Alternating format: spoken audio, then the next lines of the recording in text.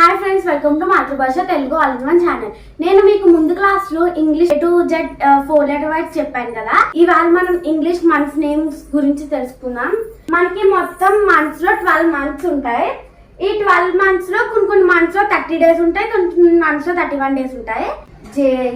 JANUARY January, జనవరి.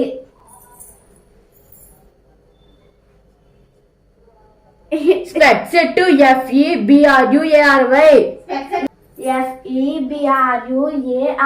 ఫిబ్రవరి, ఫిబ్రవరి. MARCH March, మార్చి. APRIL April, April. MAY మే, మే. JUNE June, June. JULY July, July. AUGUST August, August. SEPTEMBER September, September. OCTOBER October, October. NOVEMBER November, November. DECEMBER December, December. ఇవన్నీ కూడా మనకి English months names. ఇదే నెల మే నెల.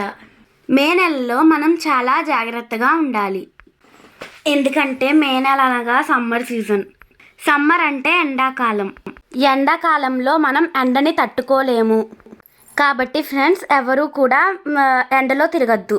Glucose water, రాగి Java అంటే అంబలి, lemon juice, కర్బూజా juice ఇలాంటి చల్లని పదార్థాలు తీసుకోవటం వల్ల మన వెంటికి ఎనర్జీ అనేది పెరుగుతుంది. కాబట్టి ఫ్రెండ్స్, ఎవరు కూడా ఎండలోకి వెళ్ళి ఆడుకోవద్దు. మీరు డైలీ ఈవినింగ్ 5 దాటాకే బయటకు వెళ్ళి ఆడుకోండి. ఈ వీడియో కనుక మీకు నచ్చినట్లయితే ప్లీజ్ లైక్ చేసి సబ్స్క్రైబ్ చేయండి.